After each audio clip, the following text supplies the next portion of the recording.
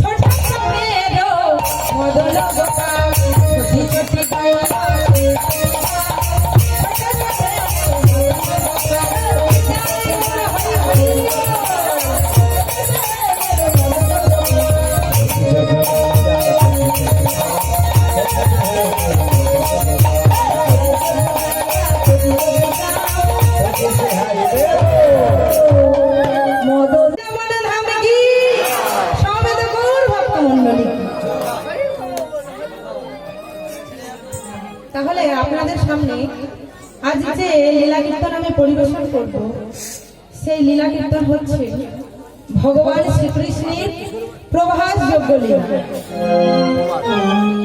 কারণ যোগ্য বাড়ি অনুষ্ঠান বাড়ি শেষ লীলা কীর্তনের পরে আর কোনো সম্প্রদায় নেই, সেই কারণে যোগ্য লীলা কীর্তন দিয়ে আজ এই লীলা কীর্তনকে সমাপ্ত করতেছে। আজ এই মহিমায় শ্রীমধুর বৃন্দাবনে ভগবান কৃষ্ণের জগৎ খেলা সর্বদা লীলা নরবরা। তাই মহাজন বর্ণনা করলেন বৃন্দাবনের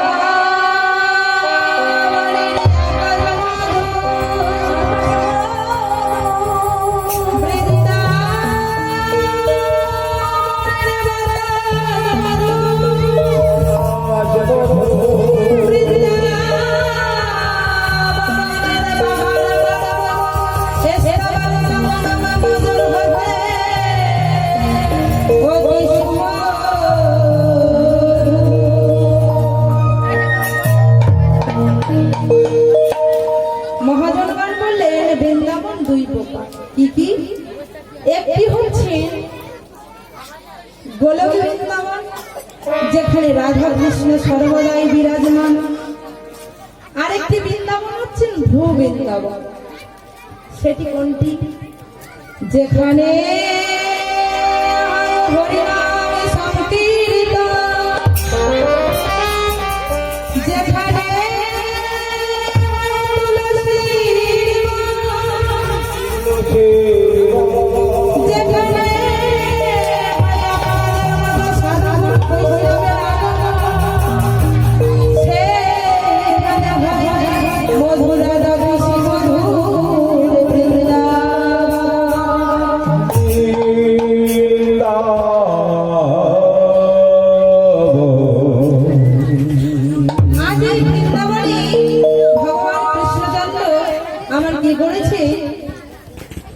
দাদা বলরামকে সাথে নিয়ে অক্রুর মনের রথের উপর বসে আছে।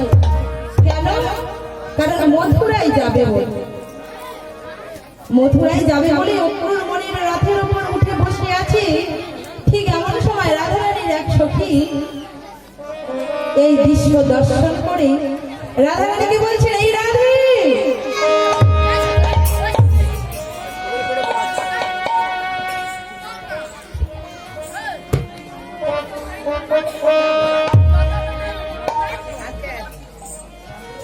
এই রাধে, তুই এখানে বসে আছিস, তোর পরাণ বধূ সেই মথুরায় যাবে বলে অক্রুর মনের রাতের ওপর উঠে বসে আছে। রাধারানী বলছে, কি বলছিস সখী? হ্যাঁ রে সখী, আমি সত্যই বলছি, একবার তুই তাড়াতাড়ি আয়, দেখবি আজ তোর বধূ চলে যাচ্ছে রথের ওপর উঠে। তাই রাধারানী আমার কি করেছি, এলো থেলো পাগলে নির্বেশে ছুটতে ছুটতে এসে দেখে সত্যই তার বধূ রথের উপর বসে আছে। তাই বধূর চরণ দুটি জড়াইয়ে ধরে বলছে, ওগো প্রাণ বধূ। যেই রাধারানীকে দেখতে পেয়েছি তখন ভগবান বলছে, রাধে আমি মথুরায় যাব বলে রথের উপর উঠে বসে আছি। তখন রাধারানী বলছেন, শোনো শোনো বধূ, সাধুগুরু বৈষ্ণবের মুখে শুনেছি একবার যদি তুমি কারোর কৃপা থেকে বঞ্চিত করো তাহলে ইহ জন্ম জন্ম জন্মান্তরে সে আর তোমার কৃপা লাভ করতে পারে না। তাই বলি, শোনো শোনো বধূ, যদি তুমি ওই রথে করে মথুরায় যাবে তাহলে শোনো শোনো সাধুগুরু বৈষ্ণবের মুখে শুনেছি কোন ব্যক্তি যদি কোন শুভ করে হয়ে যায় তাহলে সে যদি স্বদেহ দেখে যায় তাহলে তার যাত্রা পথে সফল হয়ে যায়। তোমার ওই রথের চাকায় আমার এই দেহের উপরে দিয়ে চলে যাও, আমি ভুলে যাব একটা স্বদেহ, তোমার যাত্রা পথে সফল হবে বধূ। ও বধূ, সাধুগুরু বৈষ্ণবের মুখে শুনেছি যদি কোনো ব্যক্তি কোনো সৎ কর্মে যায়, শুভ কর্মে যায়, তাহলে যাওয়ার পথে সে যদি কোনো স্বদেহ দেখে যায় তাহলে নাকি তার যাত্রা পথে সফল হয়। এখানে তো কোনো সাপ দেহ নাই, ও গো আমার পরাণ বধূ, এখানে তো কোনো সাপ দেহ নাই। তাই রথের অগ্রভাগে আমার প্রসাদ করে দিলাম, তোমার ওই রথের চাকা আমার এই বকরি চালাইয়ে দাও, আমি হয়ে যাব একটি সব দেহ, আর সেই সব দেহ রাস্তায় করে তুমি মথুরায় চলে যাবে। বধূ, তাই বলি বধূ, বধূ চালা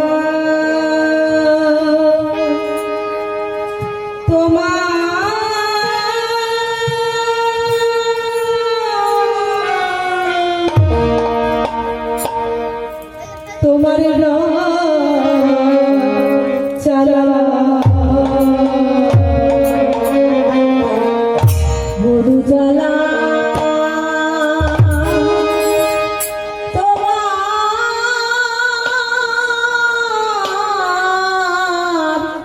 তোমার চালা বধূ চালা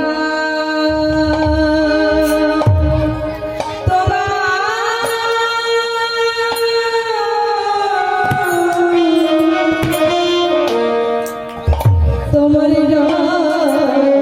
চালা বধূ চালা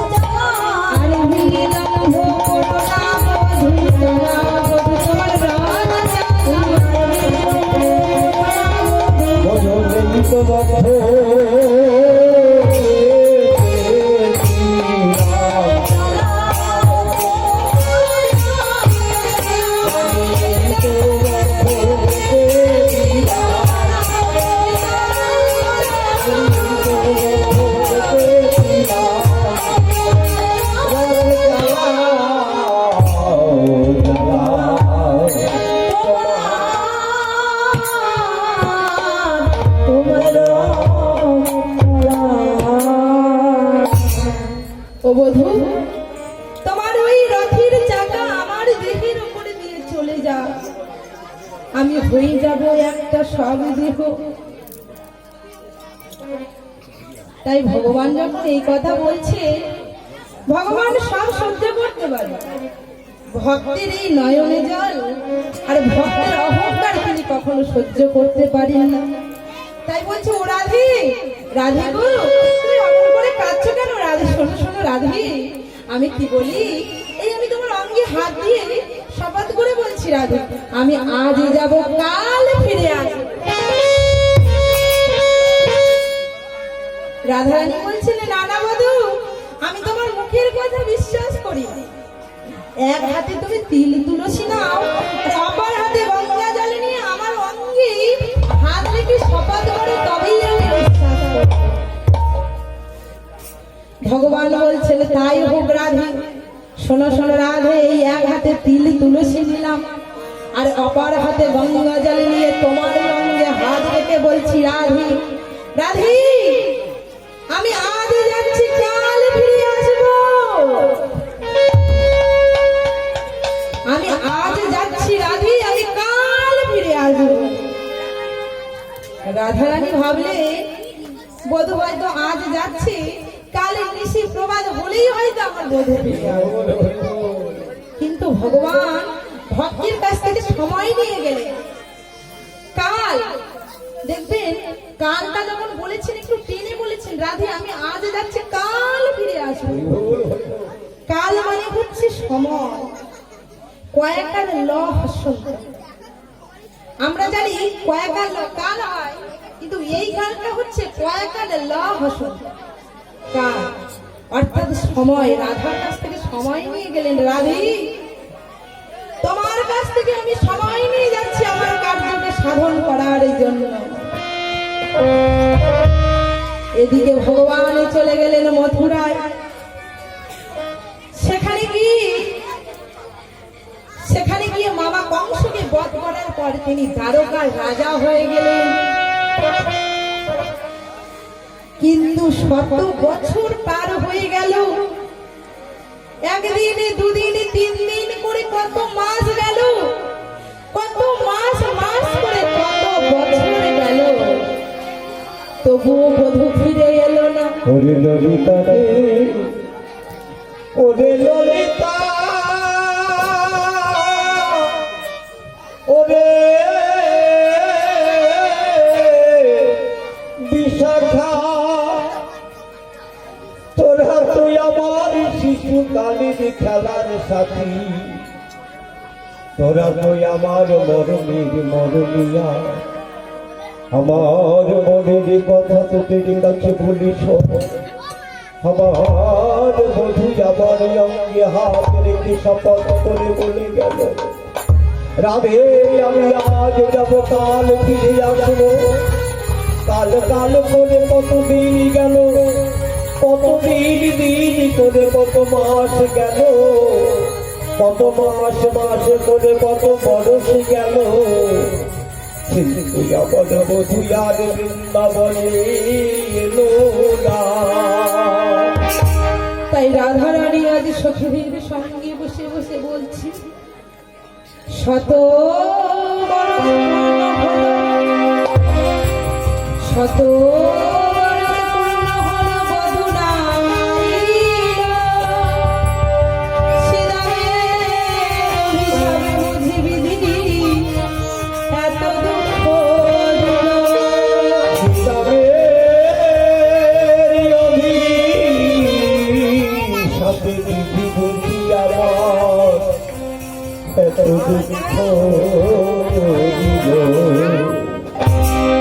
এই সখী, শোন শোন সখী, ওরে কাল বলে কালা গেল মধুরে, কালে ও বাজবাতি, ওরে ললিতা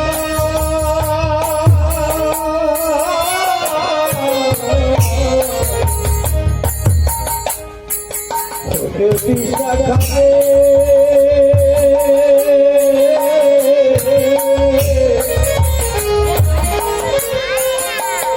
ওরে বিশাখা জনপদ ললিতা,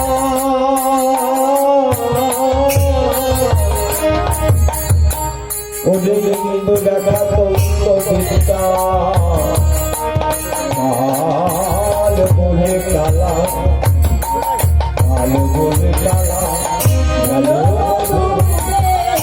কালে পয়রি আমার যৌবন সায়রে করিতেছে ভাঙা সায়রে করিতেছে ভাঙা যৌবন সায়রে করিতেছে ভাঙা সায়রে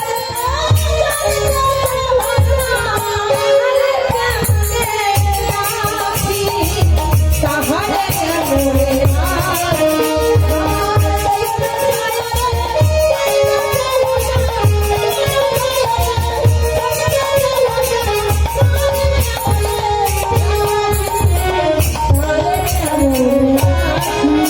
আমি কি দিয়ে সেবা করব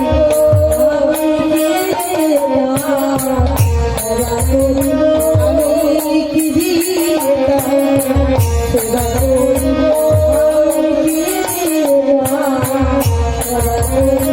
আমার দেহের যৌবন চলে গেলে কি দিয়ে সেবা করব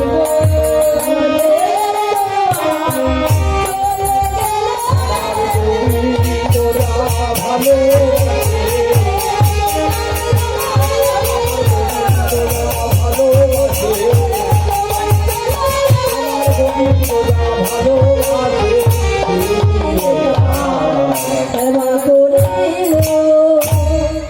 রাধারানী বলছেন সখিনী যদি আমার দেহের যৌবন চলে যায় তাহলে আমি কেমন ভাবে আমার বধূর সেবা করব দেখুন দেহের যৌবনের কথা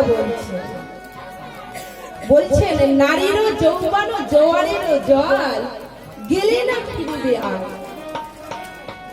বলছেন সখিরে ইহ জগতে নদীতে জোয়ার হয় ভাটা হয় জোয়ারের পরে আবার ভাটা ফিরে আসে ভাটার পরে আবার জোয়ার হয় কিন্তু আমাদের এই দেহ নদীতে এই দেহ নদীতে একবার যদি জোয়ার আসে জোয়ারটা কি যৌবনটা আর এই জোয়ারের পরে যদি ভাটা চলে যায় সখী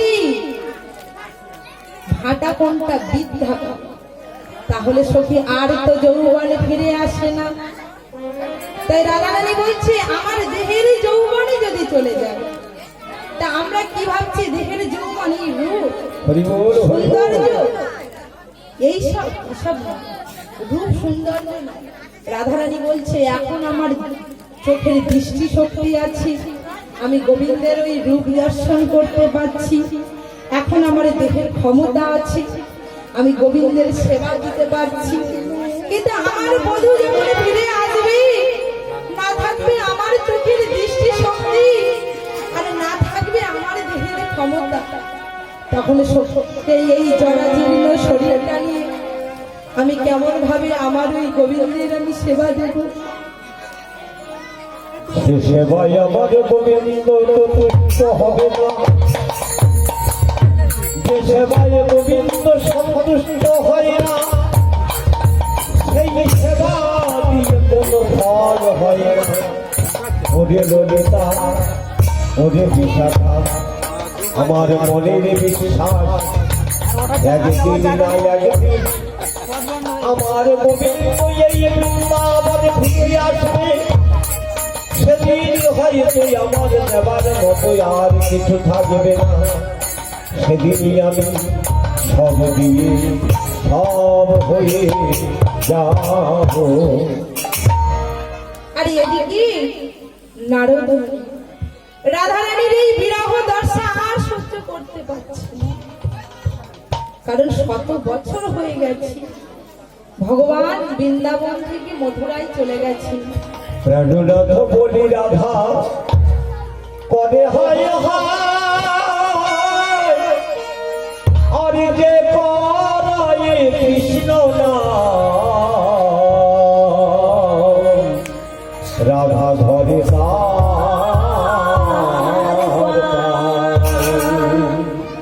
তাই রাধারানীর পারছেন না।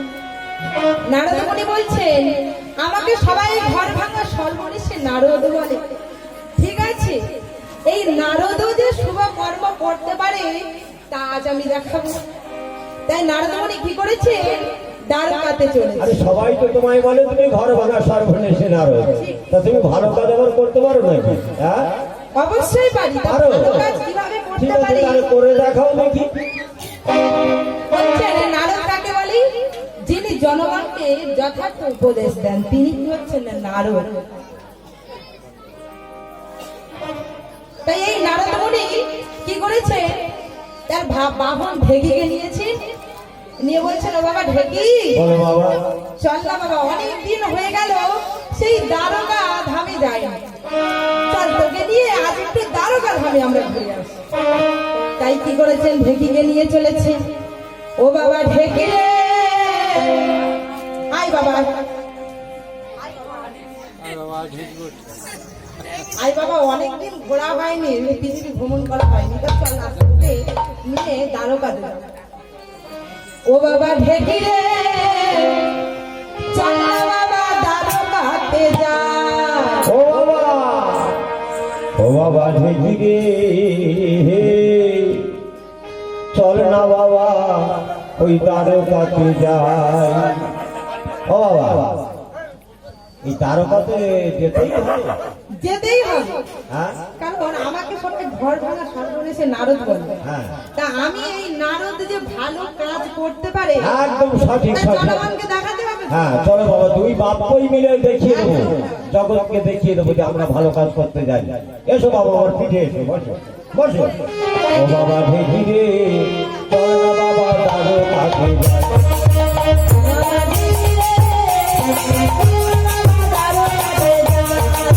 ও বাবা, ও বাবা ঢেকি রে, চল না বাবা দ্বারকাতে যাই।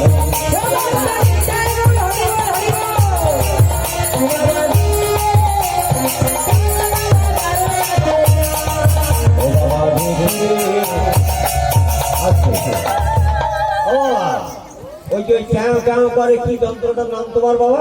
ওটা বিনা। হ্যাঁ বিনা বিনা বিনা, হ্যাঁ বিনা, ওইটা একটু বাজাও না বাবা, শুনতে খুব ভালো লাগে, ক্যাও ক্যাও করে বাজাও বাবা, বাজাও। ও বাবা ঢেকি রে,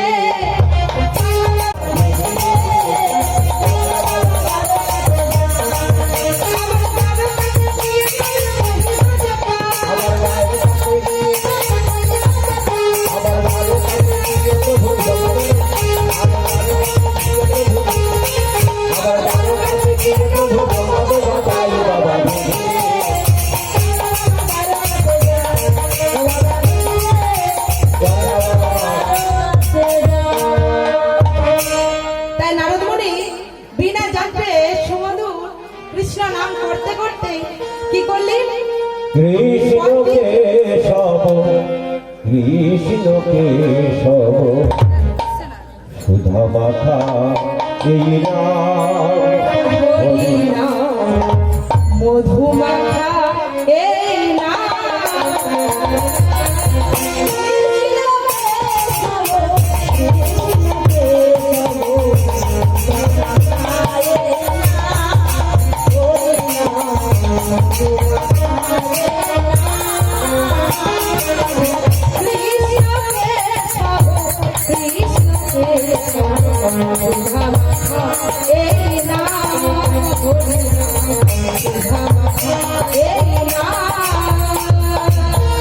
কৃষ্ণ কেশব, কৃষ্ণ কেশব,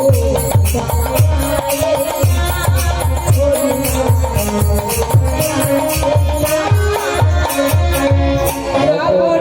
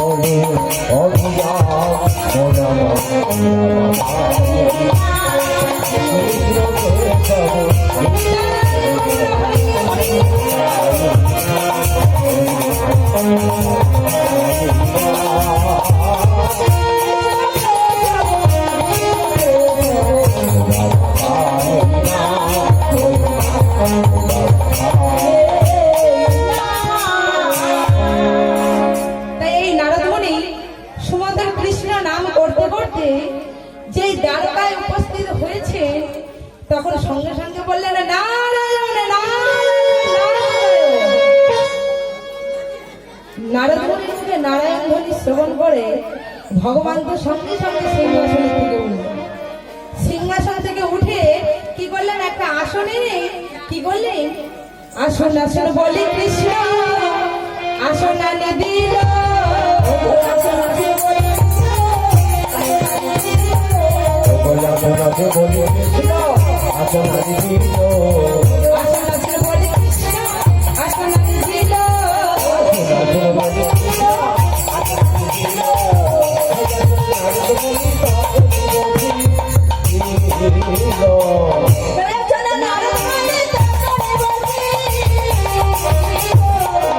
বলে আসুন আসুন বসুন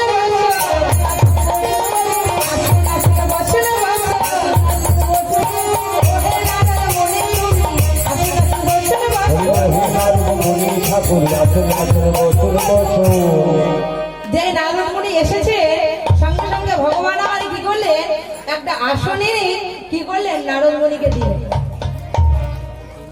এই নারদমণি কি এই নারদমণি হচ্ছে ব্রহ্মার মানস পুত্র। ব্রহ্মার মানস পুত্র হচ্ছে নারদমণি। এই নারদমণির পিতামাতাকে বলছেন লোমস নামে মুনি মাতা সৌভানী শুদ্রান। তাহলে লোমস মুনির ঔরসে এই নারদমণি জন্মগ্রহণ করেছিলেন আর মাতা ছিলেন সৌভানী শুদ্রান। তো যেই নারদমণি এসেছে ভগবান আসন দিয়েছেন। আসন দিয়ে ভগবান নারদকে বলছেন যে নারদমণি আজ কি আশা নিয়ে তুমি এখানে এসেছো? নারদমণি বলছেন প্রভু এই জগতের মানুষ সবাই তোমাকে বাঞ্ছা কল্পতরু বলে। কেন? কারণ বাঞ্ছা কল্পতরু বলে কারণ তুমি যে যা চাই তোমার কাছে তুমি তাই মুক্ত হস্তে দাও, তাই সবাই তোমাকে বাঞ্ছা কল্পতরু বলে। তাই আজ তোমার মনে আমি অনেক আশা করে এসেছি, এক মনে ইচ্ছা নিয়ে সেই মনের বাঞ্ছা আজ তোমার পূরণ করতে হবে। বলছেন মনের বাঞ্ছা? বলছে হ্যাঁ প্রভু তোমার মনের বাঞ্ছা পূরণ করতে হবে। কেন? কারণ তুমি যুগে যুগে ভক্তকে বড় করে রেখেছো। কি কি? দ্রৌপদী, অহলা, কুন্তি, মন্দাদরি এদেরকে একে একে সবাইকে তুমি উদ্ধার করে দিয়েছো। দ্রৌপদীকে কেমন ভাবি? যখন ভগবান কৃষ্ণচন্দ্র দ্বারকায় ছিলেন আর হস্তিনাপুরে যখন দ্রৌপদীর বস্ত্র হরণ হচ্ছে, দ্রৌপদী কি করেছিলেন? একদিন ভগবান ঘুরে খেলছিলেন দ্রৌপদীর প্রাসাদে, আর ভগবানের ওই ঘুড়ির দড়ি লেগে সামান্য একটা হাত কেটে গেছে। তাই দ্রৌপদী কি করলেন? সবাই ছিল সেখানে, সবাই ছিল, কিন্তু কেউ কি করবে ভেবে উঠতে পারছিল না। কিন্তু ঠিক সেই সময় দ্রৌপদী কি করলেন? তার শাড়ির অঞ্চল দেখুন হীরা মণি মুক্তা সুন্দর করে, তিনি তো রাজমন্দিনী, তা সুন্দর করে হীরা মণি মুক্তা দিয়ে সুন্দর একটা শাড়ি, সেই শাড়ির অঞ্চল কেটে কি করলেন? ভগবানের আঙুলে কি করলেন? প্যাঁচ দিয়ে বেঁধে। তাই ভগবান মনে করে রেখেছিলেন যে দ্রৌপদীর এই ঋণ একদিন না একদিন আমাকে শোধ করতে হবে। তিনি তো জানতেন, কারণ তিনি হচ্ছেন বাঞ্ছা কল্পতরু। তা সেই ভগবান কি করেছে? দ্রৌপদী যখন হস্তিনাপুরে রাজসভায় দ্রৌপদীর বস্ত্রহরণ হচ্ছিল, সেখানে সবাই ছিল, সেখানে ভীষ্ম ছিল, দ্রোণাচার্য ছিল, কর্ণ ছিল, মহান মহান রথীরা ছিল, অশ্বত্থামা ছিল, আরো মহান রথীরা ছিল, দ্রৌপদীর পঞ্চ স্বামী ছিল। সবাই থাকার সত্ত্বেও দুঃশাসন কি করলেন? দুঃশাসনের গায়ে ছিল শত শত হাতির বল, মানে 100 হাতির বল। তো সেই দুঃশাসন কি করেছেন? সেই দুঃশাসন যখন দ্রৌপদীর বস্ত্র হরণ করছে, তখন প্রথমে দ্রৌপদী কি করলেন? এক হাতে লজ্জা নিবারণ করে আর প্রাণ গোবিন্দকে ডাকছেন, হে গোবিন্দ রক্ষা করো।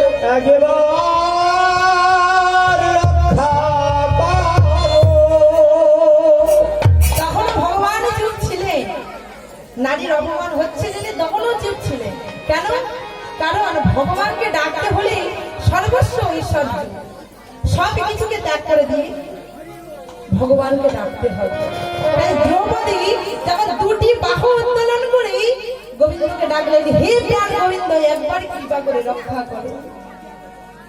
ভগবান ছিলেন দ্বারকায়, সেখান থেকে শাড়ির পাহাড় করে দিলেন। পাহাড়ে পাহাড়ে ঢেকে গেল।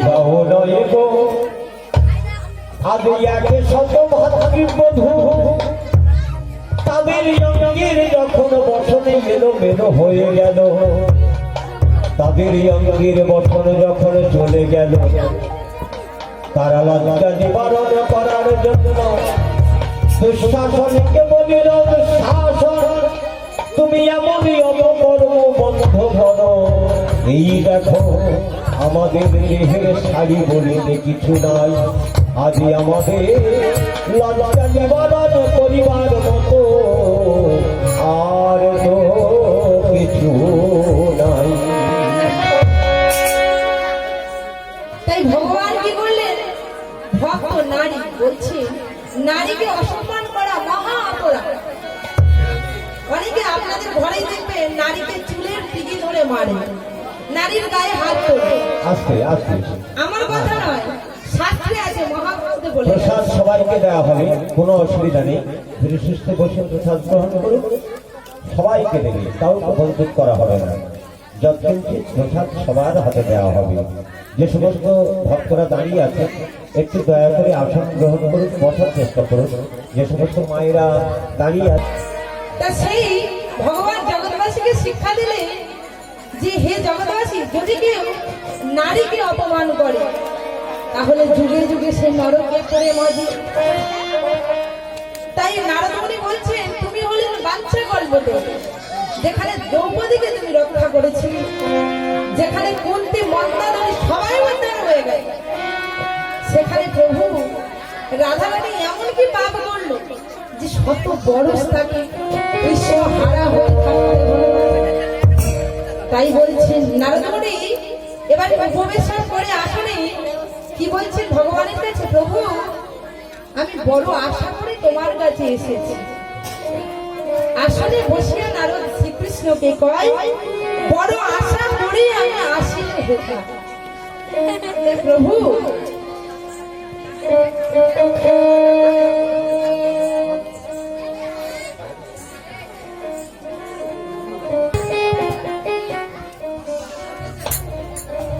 তাই ভগবান বলছে যে, নারদ মুনি তুমি এমন কি মনের বাঞ্ছা, মনের অভিপ্রায় নিয়ে আমার কাছে এসেছো? নারদ মুনি বলছেন, শোনো শোনো শোনো প্রভু, আমার মনে ইচ্ছা যে তোমাকে এক মহা দান ব্রত যজ্ঞ করতে হবে। দান ব্রত যজ্ঞ? হ্যাঁ, তোমাকে এক মহা দান ব্রত যজ্ঞ করতে হবে।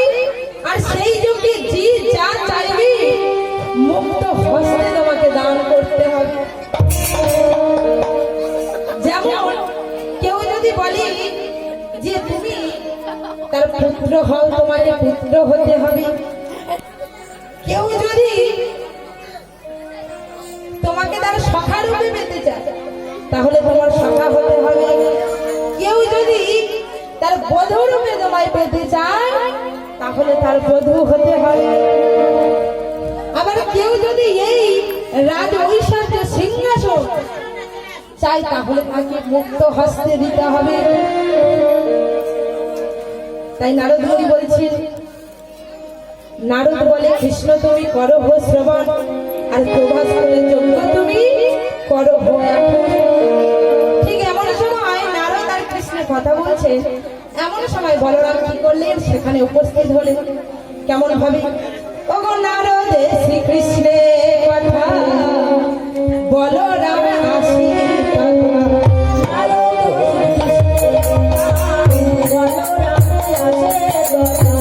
নারদে শ্রীকৃষ্ণের কথা বলরাম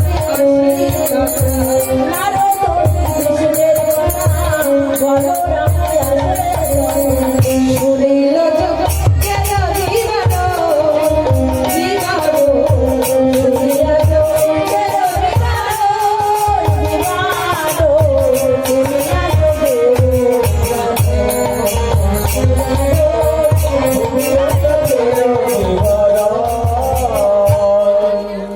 যেই বলরাম সেখানে উপস্থিত হয়েছে, নারদ আর শ্রীকৃষ্ণ এই কথা বলছে। ঠিক এমন সময় যেই বলরাম এসেছে, তখন বলরামকে রেখে বলছেন, ও দাদা শোনো না দাদা, আমার মনে এক ইচ্ছা আছে। আমার মনে ইচ্ছা হচ্ছে যে আমি ওই প্রভাস নদীর তীরে এক মহা দানব্রত যজ্ঞ করব। বাহ, বেশ ভালো কথা, বা খুব আনন্দের কথা। তা যজ্ঞ করবি, তার নিমন্ত্রণ পত্র লিখেছি। যজ্ঞ করতে গেলে তো নিমন্ত্রণ করতে হবে। আত্মীয় স্বজন যদি না বলে তাহলে তারা আসবে নাকি? আস্তে আস্তে রাধে রাধে কথা হচ্ছে। ধরুন আপনাদের এটা যজ্ঞ বাড়ি, হরিনাম হচ্ছে অনুষ্ঠান বাড়ি, তা আপনাদের নিমন্ত্রণ করেছেন বলেই তো আপনারা এসেছেন। আপনাদের গ্রামে গ্রামে বলে আসেনি? তারপরে আত্মীয় স্বজন যারা এসেছে আগে থেকে ফোনে হোক আর বাড়িতে গিয়ে হোক বলে এসছে, তো তবেই তো এসছে। তা ঠিক তেমনি যজ্ঞ করতে গেলে যদি নিমন্ত্রণ পত্র না লেখা হয়, নিমন্ত্রণ যদি না করা হয়, তাহলে আসবে আসবে না। তাই কি করেছে, যে বলরাম এই কথা বলছে, তখন ভগবান বলছে, শোনো শোনো দাদা, আমি লিখেছি। হ্যাঁ, বাবা খুব ভালো হয়েছে। কিন্তু এই আরো মানে নিমন্ত্রণের পত্রটা বিতরণ করতে যাবে কেমন দেখি? ও দাদা, এই নিয়ে তোমার কোনো চিন্তা করতে হবে না। তখন নারদ মুনি বলছেন, শোনো শোনো প্রভু, এই নিয়ে কোনো চিন্তা করতে হবে না, কারণ এই নারদ থাকতে ভাবনা কিসে,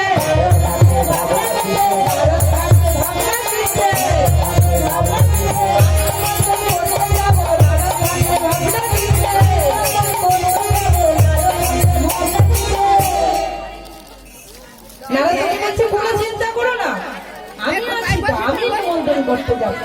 তা বেশ খুব ভালো। তা ভাই তুই তো ছোট, তুই কার কার কাছে নিমন্ত্রণ করবি, আমন্ত্রণ পত্রটা লিখেছিস কার কার কাছে, ওই আমার কাছে একটু বল দেখি। ঠিক বলেছে দাদা। শোনো শোনো, কোনো শুভ কর্মে যেতে গেলে বা কোনো শুভ কর্ম করতে গেলে গুরুজনকে সামনে রাখতে হয়। কেন জানি ভুল ভ্রান্তি হতে পারে।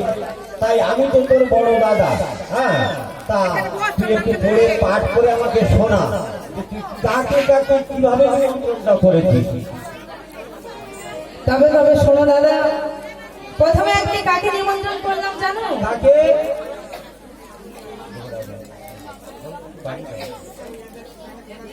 জয় নিতাই, জয় গো, জয় রাধে। প্রথমে আমি নিমন্ত্রণ করব স্বর্গে দেবরাজ ইন্দ্রের কাছে।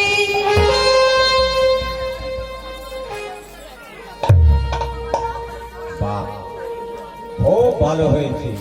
দেবতাদের রাজা ইন্দ্র, সেই ইন্দ্রকে তুই নিমন্ত্রণ করেছিস, তারপরে সকল দেবতাদের নিমন্ত্রণ করা হয়েছে।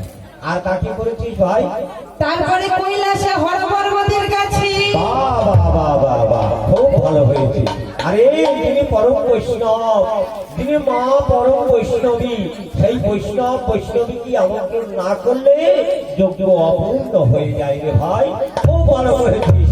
আচ্ছা, আর কাকে কোথায় নিমন্ত্রণ করেছিস? এরপরে পাতালে নাগ নাগিনীদের কাছে। বাহ বাহ বাহ, নাগ নাগিনী, খুব ভালো করেছিস। আর কাকে কোথায় নিমন্ত্রণ করেছিস? দাদা, আর তো আমি কাকে নিমন্ত্রণ করিনি, আর কোনো নিমন্ত্রণ পত্র লিখি। বৃন্দাবনে যশোমতী মা নন্দ পিতা নন্দের কাছে তুই কোনো নিমন্ত্রণ পত্র লিখিসনি? না না না না, আমি কোনো নিমন্ত্রণ পত্র লিখিনি। কেন রে? কারণ কেন জানো দাদা, একদিন আমি ক্ষুধার জ্বালা সহ্য না করতে পেরে সামান্য কিছু নবনী চুরি করে খেয়েছিলাম।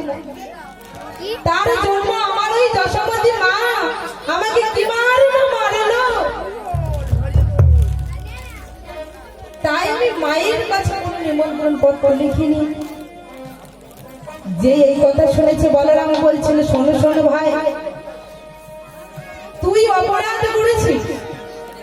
পিতা মাতার কাজ হচ্ছে পুত্ররা যদি অপরাধ করে তাদেরকে শাস্তি দেয়, আর শাস্তি বলেছে চুরি করা মহা অপরাধ।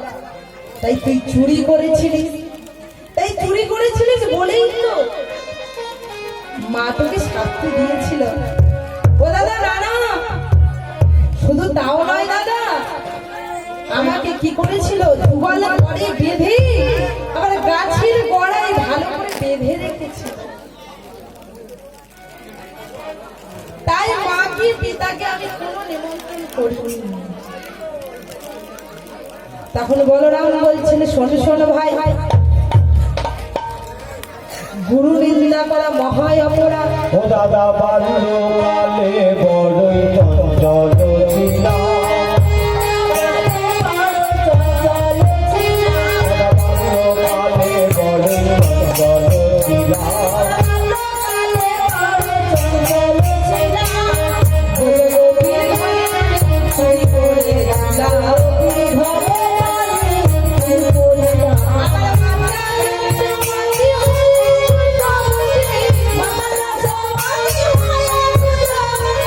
ও দাদা বেঁধে দিল যুগল পরে, ও দাদা বেঁধে দিল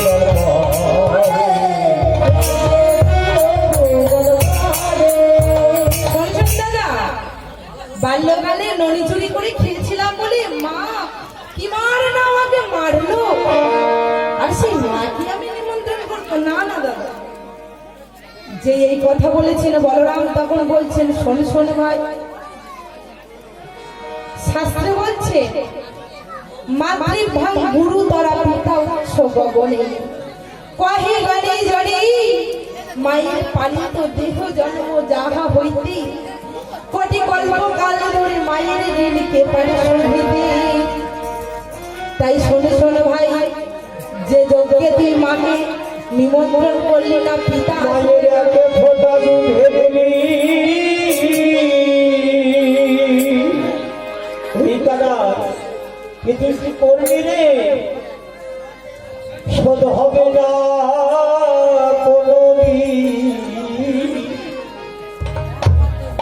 জন্ম জন্মান্তরে করিলে সাধনা,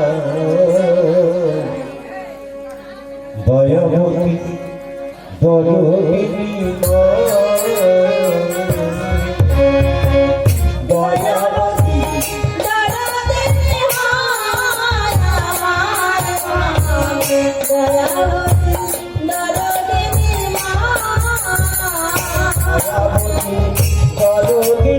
হয়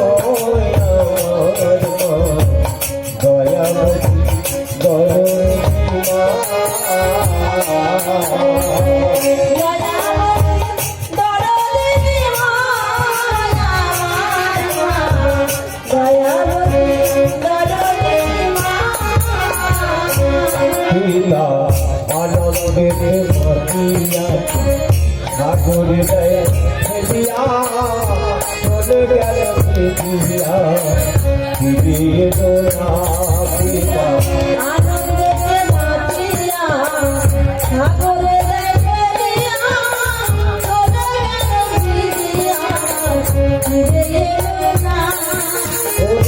একটি সন্তানের দায় কত মাঝে প্রাণ হারায়,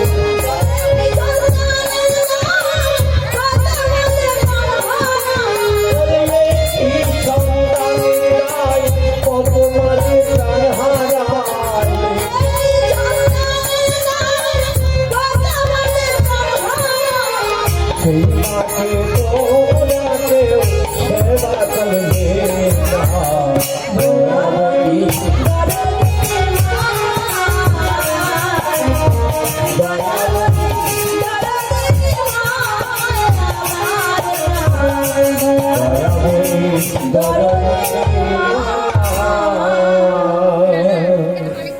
ভগবান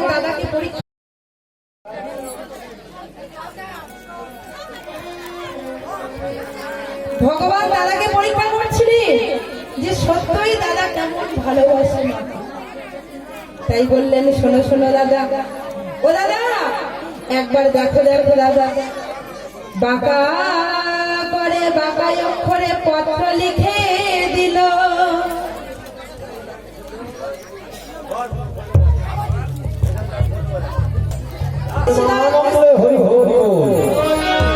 তাই ভগবান আজকে ভক্তের মনের ব্যথা বুঝতে পেরে কি করলেন, বাঁকা করে বাবা অক্ষরে পত্র লিখে দিল। আর দ্বিজ হরিদাসের মনে আনন্দ বাড়িল। দ্বিজ হরিদাসের মনে আনন্দ বাড়িল। এবার ভগবান বৃন্দাবনে পত্র লিখে নারদের হাতে দিয়ে বলছেন, এই নাম নারদ মুনিবর, তুমি গিয়ে সমস্ত ত্রিভুবনে ত্রিজগতের সবাইকে তুমি নিমন্ত্রণ করে এসো। এবার কি করলেন, নারদ মুনি প্রথমে গেলেন কোথায়, স্বর্গে দেবরাজ ইন্দ্রের কাছে। দেবরাজ ইন্দ্রকেই পত্র দিয়ে সেখান থেকে তিনি কোথায় গেলেন, কৈলাসে। কৈলাসে গিয়ে দেখছে যে মহাদেব সাধন ভজনে আছে। তাই নারায়ণ নারায়ণ নারায়ণ নারায়ণ এই নারায়ণ ধ্বনি শুনেই মহাদেব তো সাধন ভজন থেকে উঠলেন। এবার পরে যেই পত্র দিয়েছি মহাদেব সেই পত্র খুলেছে, খুলে দেখছেন যে ভগবান মহাদানব্রত যজ্ঞ করছে। তাই মহাদেব মনের আনন্দে কি করেছিলেন, নৃত্য শুরু করেছে। আরে ও গৌরী, কোথায় আছো তুমি, একবার এসো। ও শিব বলিয়া মহাদেব তো আনন্দে আত্মহারা হয়ে নৃত্য শুরু করেছে। কেমন ভাবি, একটু সবাই মিলে ধ্বনি দেবেন, পরে পরে শিব বলিয়া নাচে সাগর, শিব বলিয়া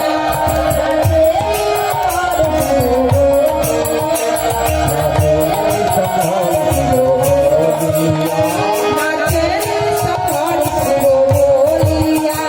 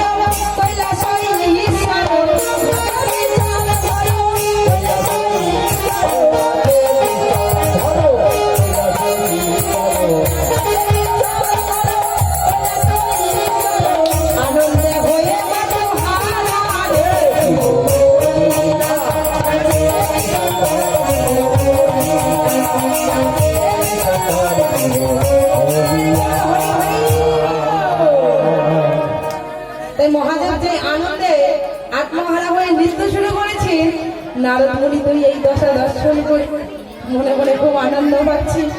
আর সেখান থেকেই তিনি কি করলেন, পাতালে পাতালে গিয়ে নাগ নাগিনীদের কাছে নিমন্ত্রণ করলেন। করে এইবার নারদ মুনি বৃন্দাবনে প্রবেশ করেছে। আর সুমধুর কৃষ্ণ নাম করতে করতে বৃন্দাবনে চলেছে। সবাই মিলে যদি বাহু উত্তোলন করে, কারণ এতক্ষণ প্রসাদ খাচ্ছিলাম আমরা, বাহু উত্তোলন করার জন্য এখন প্রসাদ সেবা করা হয়ে গেছে। এইবার যদি বাহু তুলতে হবে, না হলে একটু আগে আমি বলেছিলাম কি 4টে বাহু। একবারে কৃষ্ণ বলে বাহু তুলে নাচরে মন পথে পথে।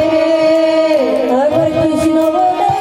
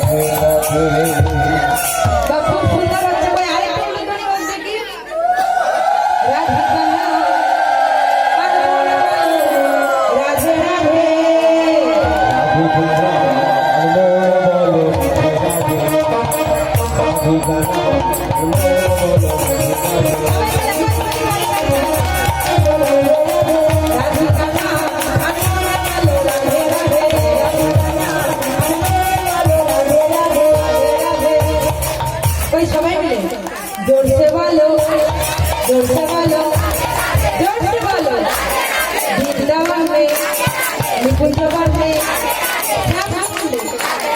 রাধা করবে বংশী বলবে শ্যাম গুণবে রাধা গুণবে বংশী বলবে রাধে রাধে রাধে রাধে রাধে রাধে রাধে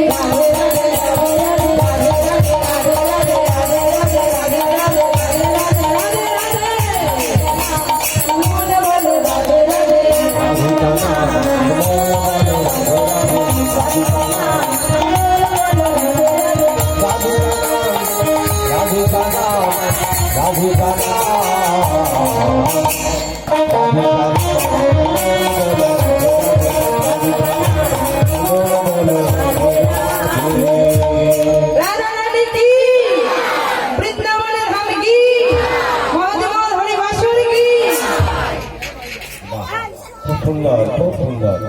এই তো এই হচ্ছে সনাতন ধর্মের একমাত্র প্রতীক।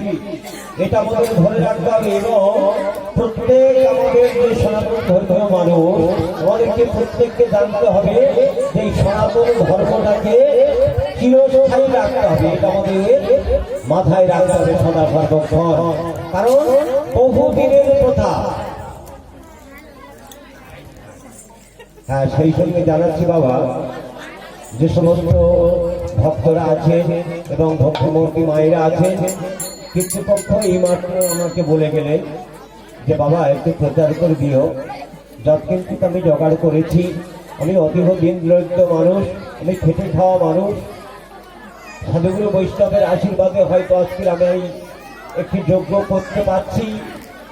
তা সেই যজ্ঞে ভক্তদের একটু অন্নপ্রসাদ সেবা দেব, এই আশা আকাঙ্ক্ষা নিয়ে আমি যৎকিঞ্চিৎ গোবিন্দের জন্য জোগাড় করেছি, তার প্রসাদ অর্পণ করেছি।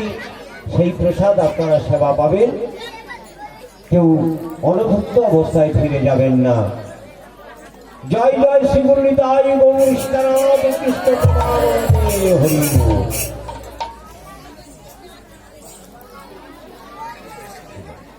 হ্যাঁ বাবা, জায়গা তো সংক্ষেপ।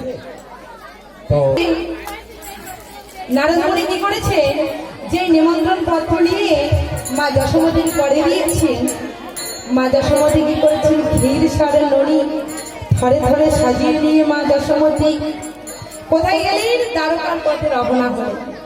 আর নারদ মুনি কি করেছেন, সেখান থেকে এসে একটা বট বৃক্ষ তলায় বসে বসে আপন মনে আর বীণাকে বাজাচ্ছে আর সুমধুর সুরে গান করছে। কে আবার বাজায় বাঁশি, এ ভাঙা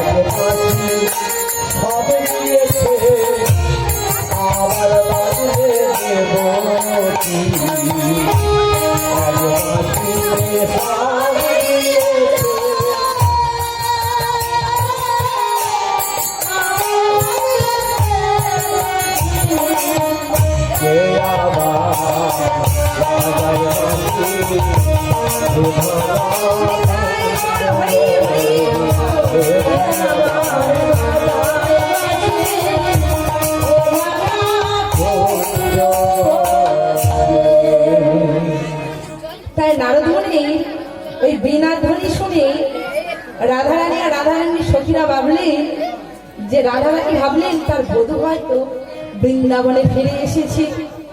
তাই সখীদের সঙ্গে নিয়ে রাধারানী সেই বটবৃক্ষের তলায় উপস্থিত হলেন। যেই উপস্থিত হয়েছে দেখেন নারদ মুনি। হে মণিবর, কোথা থেকে তুমি এসেছো? মণিবর বললেন, শোনো শোনো, আমি এসেছি সেই দ্বারকা হইতে। আমার নাম নারদ মুনি। দ্বারকা হইতে আসিব আমি, নাম নারদ মুনি। প্রভাস করে যজ্ঞ করে তোমার আমি নারদ মুনি দ্বারকা হইতে এসেছি। ভগবান প্রভাস যজ্ঞ করছে না সেই প্রভাসের তীরে, তাই সেখানে যাব বলে আমি এসেছি। যেই রাধারানী এই কথা শুনেছি, সখীরা বলছেন, এই রাধে আর বিলম্ব করিস না, চল চল আমরা সবাই তোকে সাজিয়ে দিই। আজ আমরা সবাই তোকে সাজিয়ে দিই, কারণ আজ তোর বধূ যজ্ঞ করছে, তুই যাবি না যজ্ঞে? দেখো রাধারানীকে কিন্তু কোনো নিমন্ত্রণ করেনি। শাস্ত্র বলছে আপন জনের কোনো নিমন্ত্রণ করতে হয় না, কানে শুনলেই যেতে হয়। যদি কানে শোনেন, আপনার বলে না গোষ্ঠী, আপনার গোষ্ঠীতে যদি কোনো কিছু হয় তাহলে কানে শুনলেই যেতে হবে, নিমন্ত্রণের কোনো দরকার হয় না। তাই রাধারানী বলছে, এই সখী চল চল আজ আমরা সবাই মিলে তোকে সাজিয়ে দিই।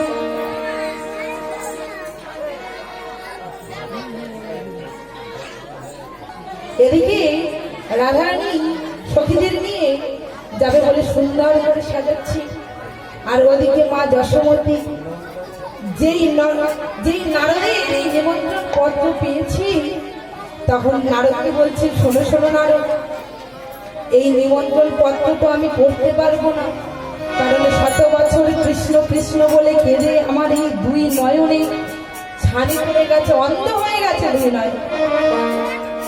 তাই নারদ মুনি বলছেন, ও মা শোনো শোনো মা, তোমার গোপাল যেখানে নৃত্য করতো সেই ধুলা তুমি তোমার এই নয়নে মেখে নাও, তাহলে তুমি দেখতে পাবে। গোপাল গোপাল বলে মায়া মারে কাঁদিতে লাগিল, নিমন্ত্রণের পত্র মায়া মার নয়ন পরশ করিল, পরশ করিবা মাত্র দিব্য দৃষ্টি পেল, বিজু হল দাসের মনে আনন্দ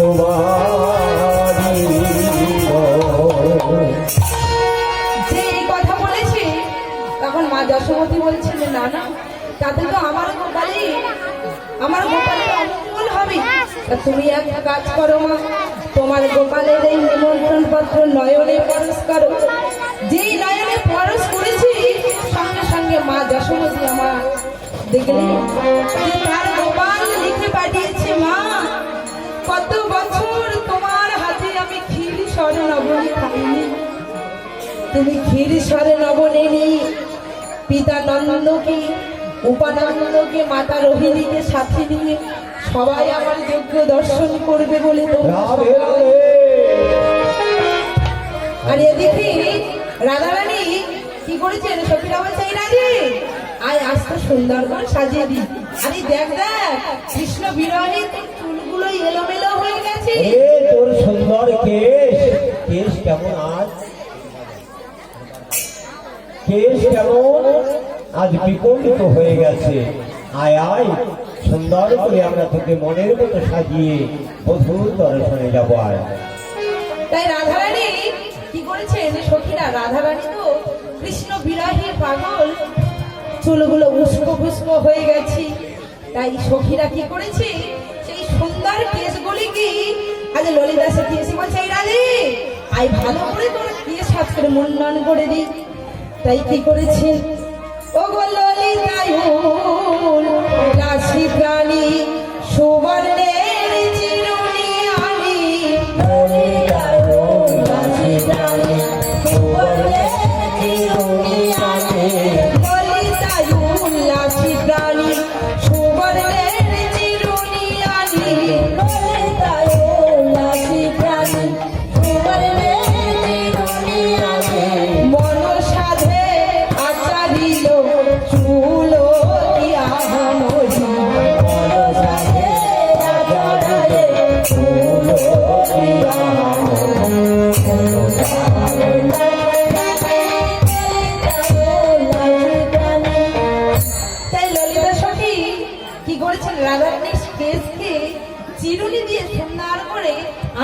দিয়েছেন। কারণ আমরা যদি কোনো জায়গায় যাই তাহলে মায়েদের সুন্দর করে চুল আঁচড়িয়ে খোপা বেঁধে তারপরে বেনুনি করে কেউ যেতে হতো। তাই সখীরা কি করেছেন, এবার বিশাখা সখী কি করেছেন, বিশাখা সখী আমার কি করেছেন, ফুল এনেছেন। এনে কি করেছেন, ও গো বিশাখা গৌরী বাঁধি দিয়া মনোহর ছাদে,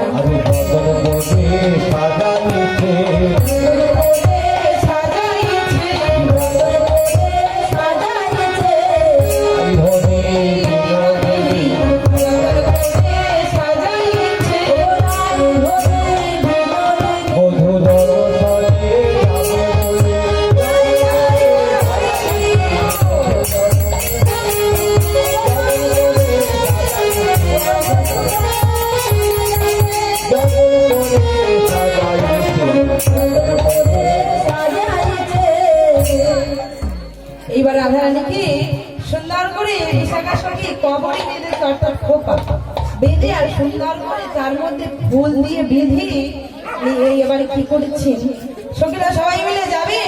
ঠিক এমন সময় ওগো প্রভাসে চলিল ধ্বনি অতি শীঘ্র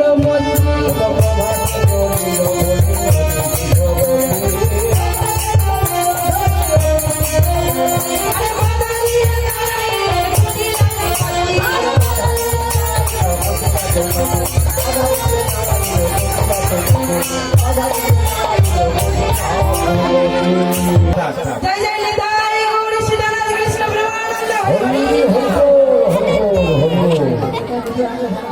তাই কুড়িলা সখী, কুড়িলা কি করেছে, যে রাধারানী চলেছে প্রভাতে যাবে বলে কুড়িলা বলছে, দাঁড়াও, তুমি কোথাও বা চলেছ, কোথাও বা চলেছ, এই ভর দুপুরবেলা সেজে গুজে একটা বাড়ির বউ ঢং ঢং করে কোথায় চলেছ, তুমি কোথাও বা চলেছ, ঘরের বউ ঘর ছেড়ে কোথাও বা চলেছ,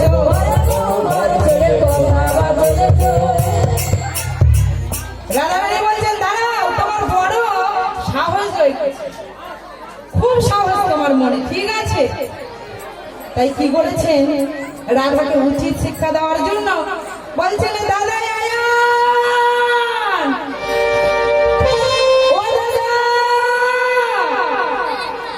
কোথায় গেলে দাদা, একবার তাড়াতাড়ি এসো দাদা। এইবার কি করেছে, যে এই কথা ডেকেছেন, তখন আয়ান হাতে একটা খড়গ ছিল, ও দাদা বউ বলিছে প্রভাসে লোকে,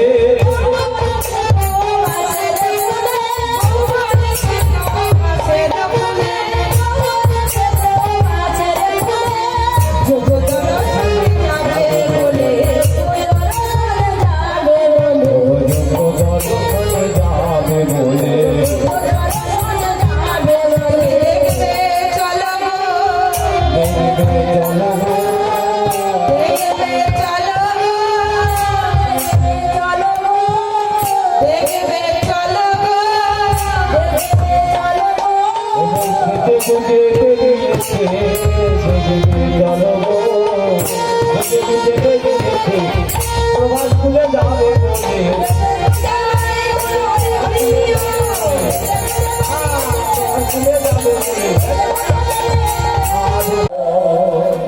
আয়ান যেই কথা শুনেছে রাধারানী প্রভাসে যাচ্ছে, তখন আয়ানের হাতে ছিল একটা শাড়ির খড়গ, সেই খড়গটাকে হাতে নিয়ে রাগে গড় গড় করতে করতে ওগো দেখেছে আয়ান, তখন খড়গ হাতে দেয়, তখন ভর্গ হাতে আরে দেখতে যায়, আর তখন ভর্গ হাতে আরে খালি ধরিয়ে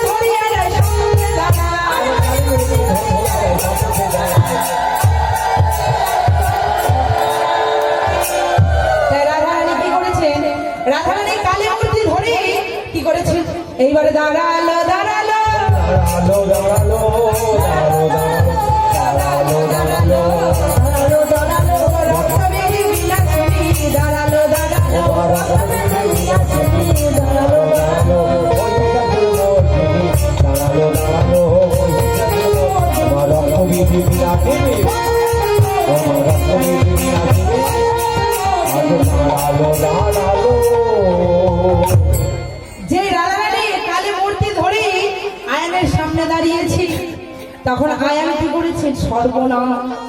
ভালো করে দেখি আয়ান তখন কি করলেন, ওগো কালে মুরতি দেখি আয়ান চাহিয়া রহিল।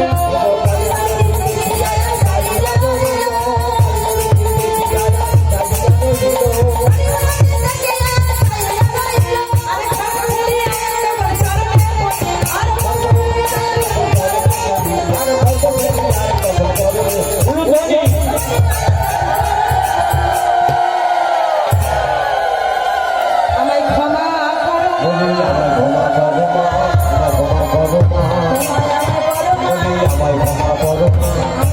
আমার রক্তবেদী বিলাসিনী, আমায় ক্ষমা করো, রক্তবেদী বিলাসিনী,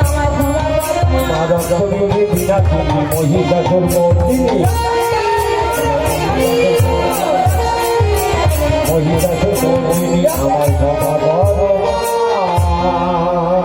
তাই আয়ান কি করেছেন, আয়ান দেখতে পাচ্ছেন যে মা কালী দাঁড়িয়ে আছেন, কুড়িলা দেখতে পাচ্ছেন যে রাধা রানী দাঁড়িয়ে আছেন। এই দাদা তুই কার চরণে, ছি ছি ছি। শেষ পর্যন্ত সেই বউর চরণে তুই ধরলি দাদা। আরে নানা কুটিলা, কি আমার বউ নয়? ভালো করে দেখ আমার মা, আমার মা আরাধ্যা কালী কেমন সুন্দর ভাবে সেজে হাতে খড়গ নিয়ে দাঁড়িয়ে আছি। তাই আয়ানে দেখছেন যে কালী মা চোখের কাজল সারা মাটিয়ে দিল মাধুর চোখের কাজল কাজল কাজল কাজল সারা মাটিয়ে দিল মধুর চোখের কাজল। এই বুঝলে, আরে দেখ আমার মায়ের কি সুন্দর সভাটা একবার দর্শন কর। মধুর চোখের কাজল কাজল সারা গায়ে মাখিয়ে দিল মধুর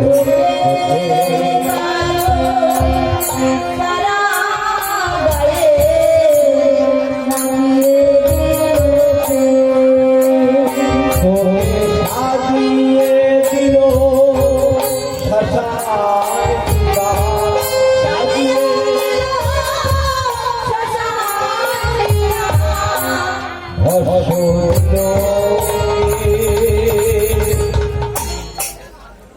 মধুর চোখের কাজল সারা গায়ে মাখিয়ে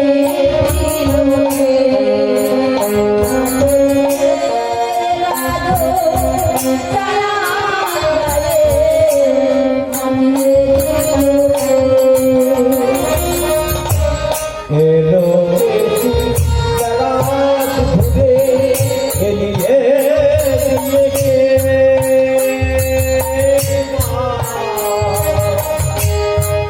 মা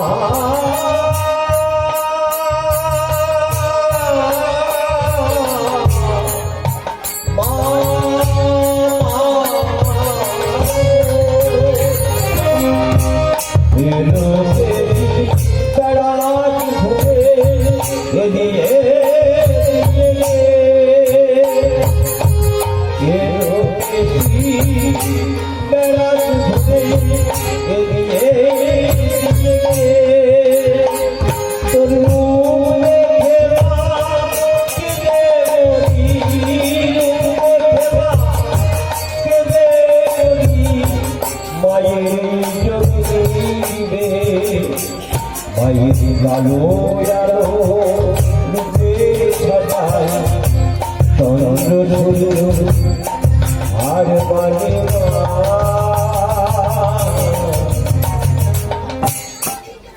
মাধুর চোখের গালো সারা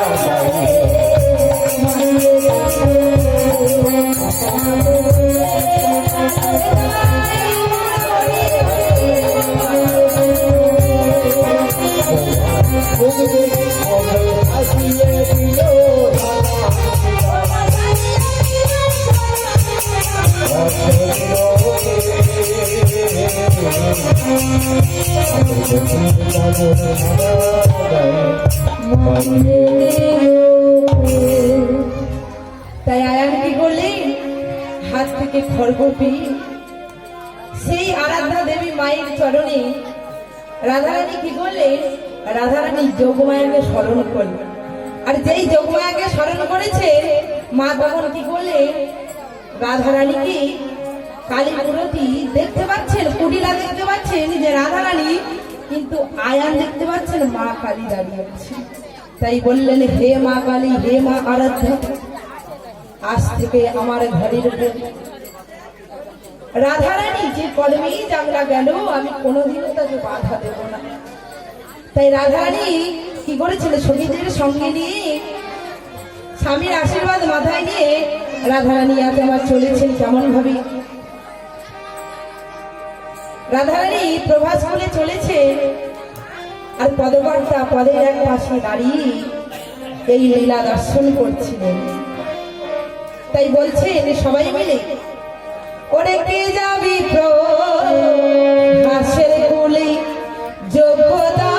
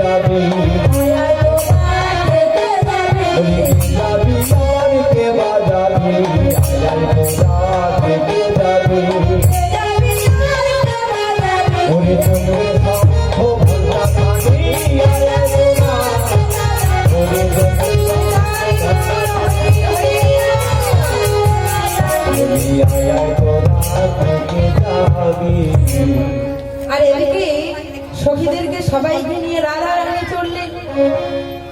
ওদিকে মা যশোমতী চলেছে, আর কি করে চলেছেন?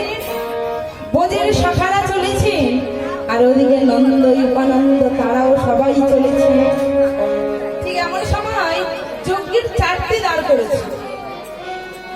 দ্বার অর্থাৎ দরজা, চারটি দরজা করেছে। সেই চারটি দরজায় প্রথম দ্বারে কে দাঁড়ালেন? মাতা যশোমতী। দ্বিতীয় দ্বারে দাঁড়িয়ে আছেন নন্দ উপানন্দ। তৃতীয় দ্বারে দাঁড়িয়ে আছেন ব্রজের শাখাগণ। আর চতুর্থ দ্বারে কে আছেন? রাধারানী আর রাধারানীর সখীগণ। এবার মা যশোমতী যে ক্ষীর সব নড়ি নিয়ে প্রবেশ করতে যাবে, ঠিক এমন সময় দাঁড়িয়ে বলছে, দাঁড়াও, তুমি কোথায় যাচ্ছ? আমরা যোগ্য দর্শন করতে যাচ্ছি। মা যশোমতী বলছেন, যোগ্য দর্শন করতে যাচ্ছি। যোগ্য দর্শন করতে যাচ্ছ, তাই এই রাজা তোমার কে হয়? তোমাদের এই রাজা, তোমাদের এই রাজা আমার গোপাল, আমার পুত্র। দাঁড়িয়ে কি বলছেন? বেটির উদরে নয় ঘি, মাথায় নাই তেল, আর আমাদের রাজার নাকি মাস, মস্তকে নাই তেল, উদরে নাই অন্ন। বলছে আমাদের রাজার নাকি সে মা হয়। এইবারে কি করেছেন? বারে বারে যখন চেষ্টা করছে গৃহের ভিতরে প্রবেশ করবে যজ্ঞের মধ্যে, তখন দাঁড়িয়ে রেগে গিয়ে এক দাঁড়িয়ে তো রেগে গিয়ে কি করেছেন? একটা পোড়া কাষ্ঠ নিয়ে জুড়ে জুড়ে মা যশোমতীকে মারতে লাগছে।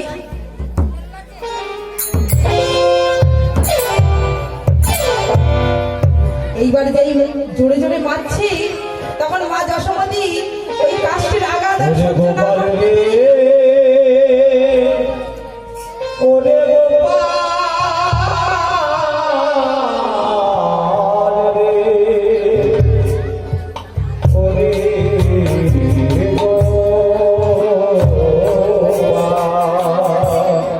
দেখে যা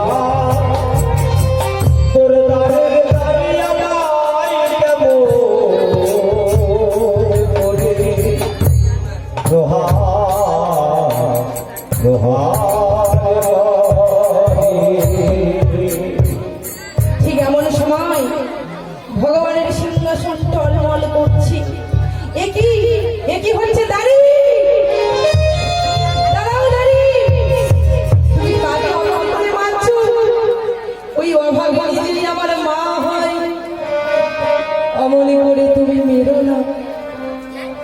তাই যেই গোপাল এসেছি তখন মা যশোমতী আমার মা বলিয়া মঙ্গল বলে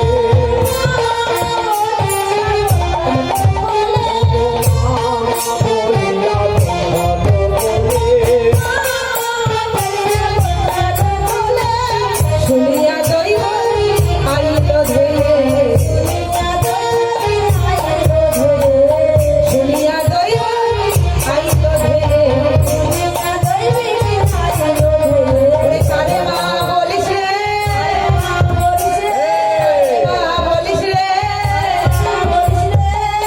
এই গোপাল এই কৃষ্ণ তুই কাকে অমন করে মা বলে রাখছিস এদিকে কি করেছেন প্রাণ গোবিন্দকে আজ যেই মা যশোমতী কোলে তুলে নিয়েছে গোবিন্দকে কাছে পেয়ে তখন ওদিক থেকে নন্দরানী এসেছি নন্দরানী এসে কি করেছে একদিকে নন্দরানী হাত ধরেছে আর অপরদিকে মা যশোমতী হাত ধরেছেন ধরে প্রাণ গোবিন্দকে নিয়ে কি করেছেন দুজনে মিলে গোবিন্দের দুটি হাত ধরেছে একদিকে মা যশোমতী তিনি তো বাৎসল্য প্রেমের অধিকারিণী মা যশোমতী আমার আজ গোপালের একটি হস্ত ধারণ করে মায় আমার কাঁদো কাঁদো হয়ে বলে রে গোপালে আমি তো মা আর এদিকে দৈব কি অহংকারে আজ সর্বলঙ্কারে ঘোষণা হয়ে বলে এই কৃষ্ণ তুই আমার ছেলে আমি তোকে 10 মাস 10 দিনে গর্ভে ধারণ করেছি আমি হলাম রাজমাতা আর তুমি হলে রাজপুত্র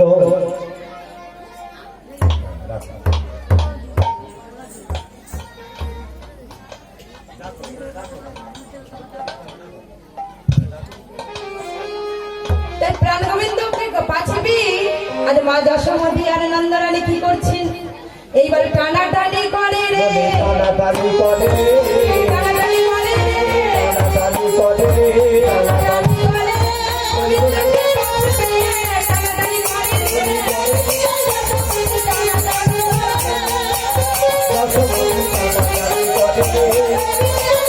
গোবিন্দকে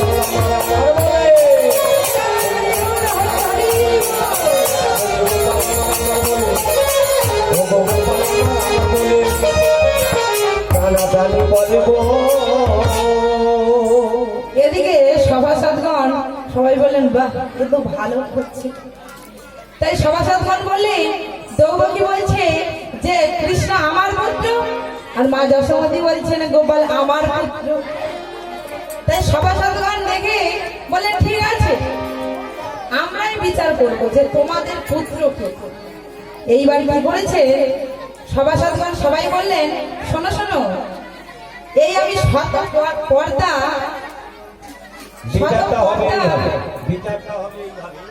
বিচারটা হচ্ছে দেখুন কিভাবে যে শত পর্দা ওই রাজ সিংহাসন রাজা বসে লাগবে এই রাজ সিংহাসনে আর এই শত পর্দা ভেদ করে যার স্তন দুগ্ধ গিয়ে পড়বে আমাদের রাজার বদনী সেই হবে আমাদের রাজার প্রকৃত মা হ্যাঁ এক সপ্তাহ পর্দা ভেদ করতে হবে এই যে পর্দা ভেদ করে দেখুন কত কঠিন পরীক্ষা এইবার দৈবকী কি বলছেন দৈবকী বলছেন আমি কৃষ্ণকে জন্ম দিয়েছি 10 মাস 10 দিন গর্ভে ধারণ করেছি আমি আগে যাব এই বলে দ্রৌপদী কি করেছে পর্দার পিছনে গিয়েছে আর ওদিকে ভগবান কোথায় বসে আছেন রাজ সিংহাসনে বসে আছি আজ দৈবকী পরীক্ষা দেওয়ার জন্য শতপর্দা কাপড়ের পিছনে গিয়ে দাঁড়ালেন সভাসদগণ বলিলেন দৈবকী আজ তুমি প্রথম পরীক্ষা দেবে তাই দৈবকী আমার আত্মঅহংকারে মত্ত হয়ে আজ শতপর্দার পিছনে গিয়ে দাঁড়াই স্তন দুগ্ধ যোজন করিলেন যেই স্তনে দুগ্ধ যোজন করেছে শত ছিদ্র তো দূরের কথা একটা পর্দাও হলো না। গোবিন্দের তো বদনে পড়া দূরের কথা, 1 বছর পর্দাও ভেদ হলো না। বলি এক পর্দা বছর ভেদ হলো না, এক পর্দা বছর ভেদ হলো না, এক পর্দা বছর ভেদ হলো না। হরি হরি বল। যুগের কথা পর্দা বছর ভেদ হলো না, ভেদ হলো না। তখন সভাসদগণ বললেন, আচ্ছা ঠিক আছে, তুমি দাঁড়াও, এইবারে দেখি ওই কঙ্গালিনীকে ডাকাবো।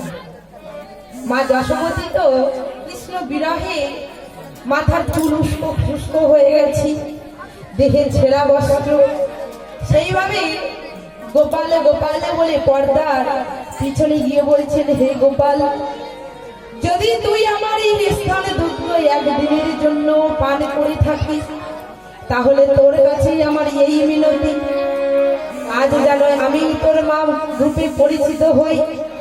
এই বলে মা যশোমতী আজ কি করলেন, পর্দার পিছনে গিয়ে স্থানে দুগ্ধ যোগান করলেন।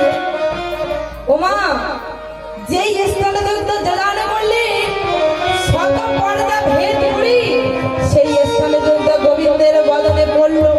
শুধু তাও নয়, এতই দুগ্ধ গোবিন্দের বদনে পড়ছে, ওরে মুগবে ক্ষীর বুকে পড়ে।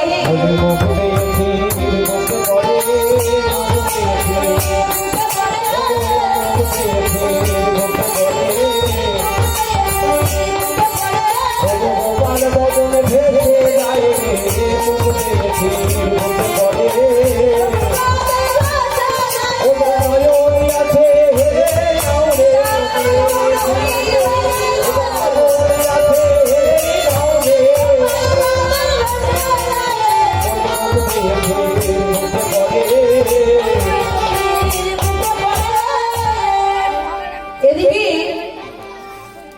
যজ্ঞের আর এক দ্বার আছে, সেই দ্বারে ব্রজের সখীরা রাধারানীকে নিয়ে উপস্থিত হয়েছে। যেই প্রবেশ করতে যাবে, সঙ্গে সঙ্গে দাঁড়িয়ে বলছে, দাঁড়া, আরে কোথায় চলেছে তোমরা? যোগ্য যাবো, যোগ্যে। যোগ্য দর্শন করতে যাবে? হ্যাঁ, যোগ্য দর্শনে যাবো, ছাড়ো পর ছাড়ো। আরে দাঁড়াও দাঁড়াও, অত সহজে তো পথ ছাড়ি না। তা ভালো হয়েছে, তোমরা যজ্ঞতে যাবে, তা তোমরা স্নান করে এসেছো। হ্যাঁ, তোমরা যে যজ্ঞে সবাই যাবে, তোমরা স্নান করে এসেছো, কবে এসেছো? স্নান করে এসেছো। কবে এসেছো? তোমরা যে যজ্ঞে যাবে, তোমরা স্নান করে এসেছো তো? স্নান করে শীতল কালো জলে গা ভাসিয়ে স্নান করে শুদ্ধ হয়ে তবে এসেছে। আর কোথায়?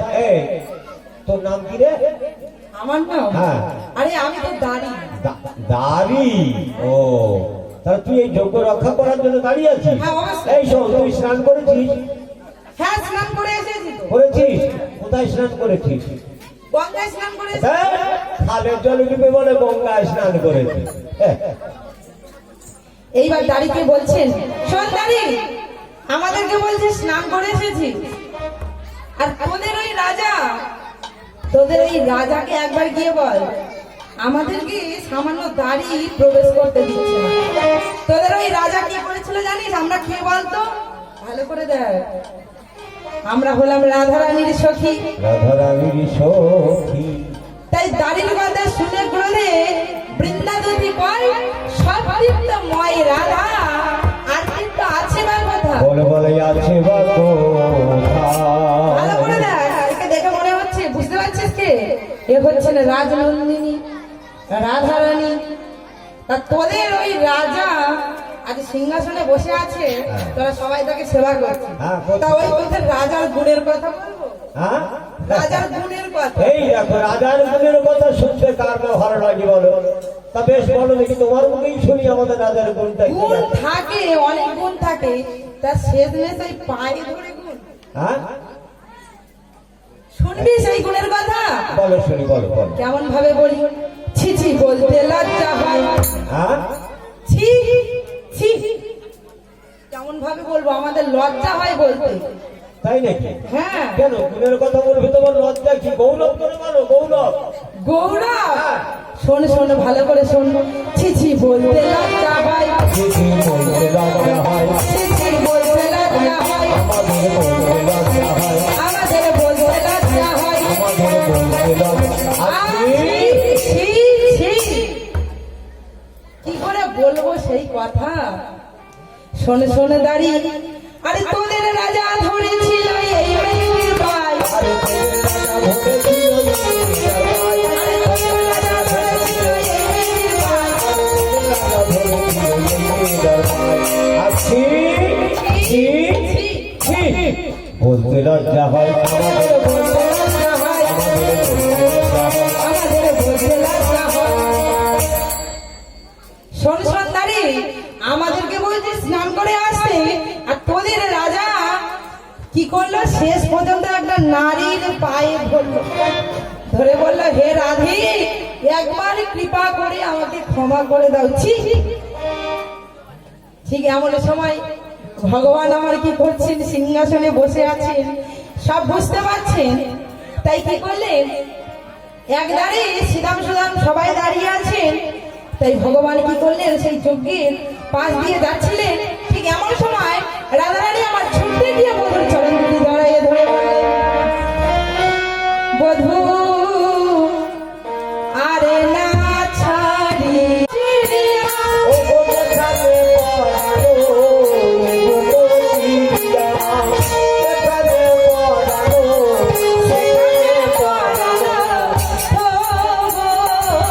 সেখানে পরানো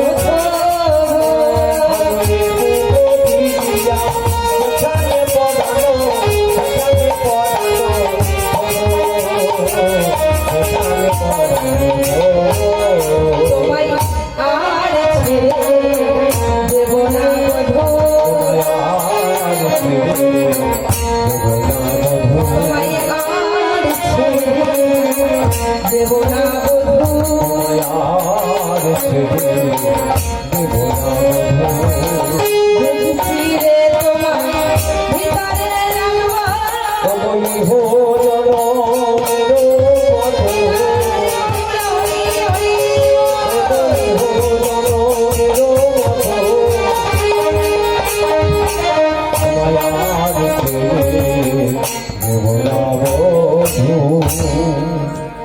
আজ রাধারানী আমার বধূকে শত বরশেষ পরে সেবা দেওয়ার জন্য রাই ধরি বিনোদিনী আমার আজ প্রভাসের কুলে জগতের মাঝে রাধারানী কৃষ্ণকান্তা শিরোমণি ভিক্ষার অঞ্চল পেতে বলি হে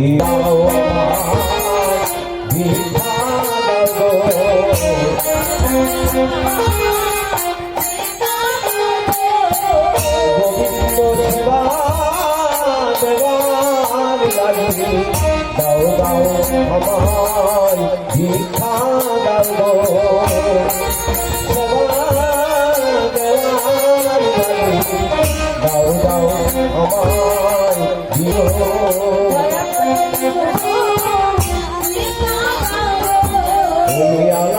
ভোলা গোয়াল আমি আমায় দয়া করে কিছু ভিক্ষা দাও